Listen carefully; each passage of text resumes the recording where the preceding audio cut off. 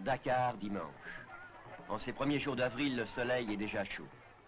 Nous sommes dans un quartier excentrique de la capitale sénégalaise, un quartier populeux, habité exclusivement par des Africains. C'est Médina. Entre une grande place et une station-service, le stade, ou plutôt les arènes de Fass.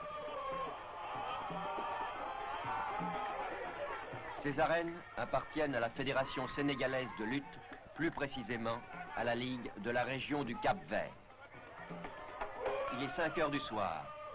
Les combats vont commencer. Les champions arrivent.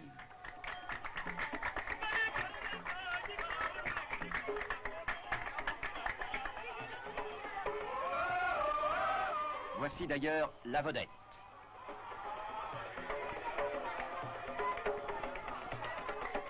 Robert Diouf. Il est d'un petit village appelé Joal, célèbre dans le temps pour ses pêcheries de requins.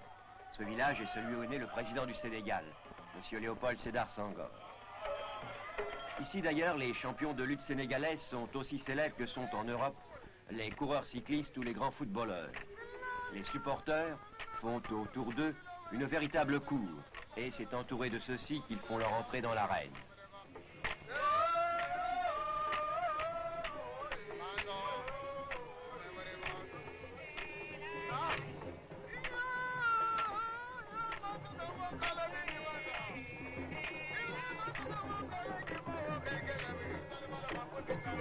La démonstration va maintenant commencer. Ici, c'est Boy Narfal qui est qualifié de grand cogneur. Au programme de ce dimanche, programme que je vais vous lire, Zazou, qualifié d'infatigable contre Toumani, appelé le Malin. Et puis Saliussi sous la flèche noire contre Faga numéro 2, dit le Sanguinaire. Mais avant que les combats ne s'engagent réellement, c'est toute une cérémonie qui se déroule.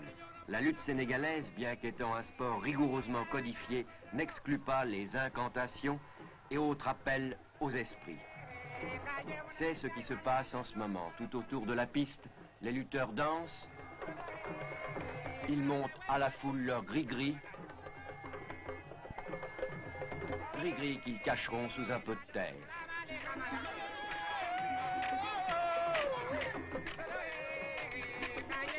Puis c'est à nouveau les appels aux esprits.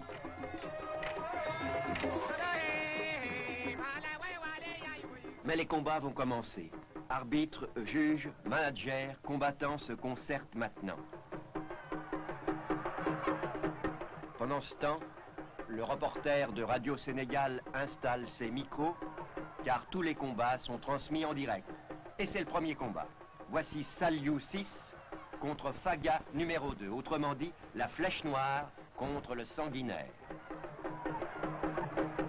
Pendant longtemps, très longtemps, les adversaires s'observent. Ils paraissent essayer de s'attraper, ce qui nous vaut cette sorte de balai. Puis c'est le combat. Dans cette lutte, tout est pratiquement permis. C'est une sorte de pancrace ou de gatcha-skatchka.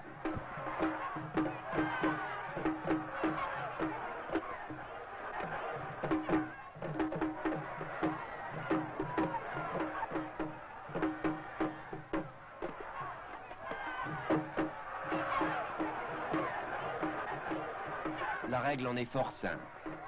Un tombé suffit. Un simple tombé, un genou à terre par exemple.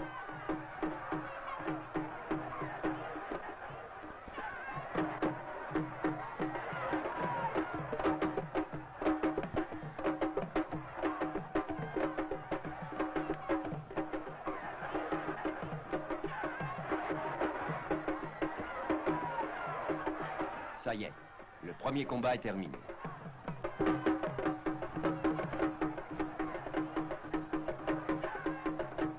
Afin de se préparer pour le second combat, les lutteurs vont s'asperger d'une huile magique préparée par le sorcier.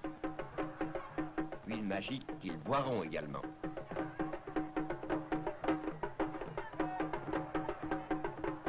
Et en attendant ce deuxième combat, on vend dans l'arène des rafraîchissements et aussi des noix de cola, Arène d'ailleurs exclusivement occupée par des hommes. Et c'est le deuxième combat.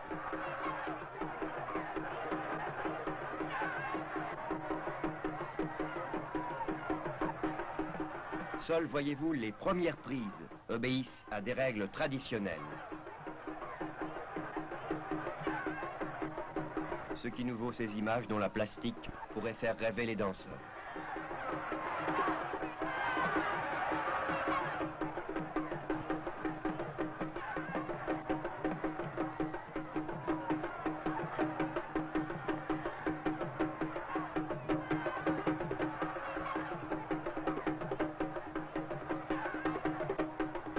Maintenant, cela va être le tour des grands cracks.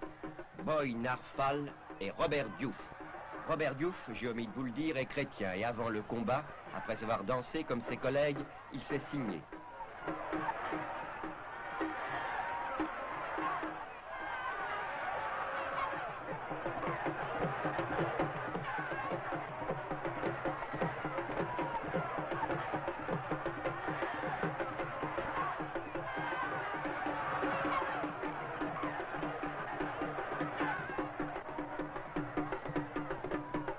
Cela s'appelle, en Europe, un break.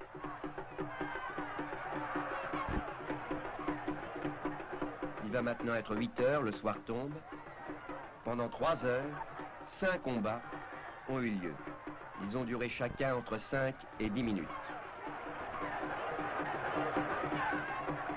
Le reste n'était pas de la littérature, mais l'appel aux esprits traditionnels.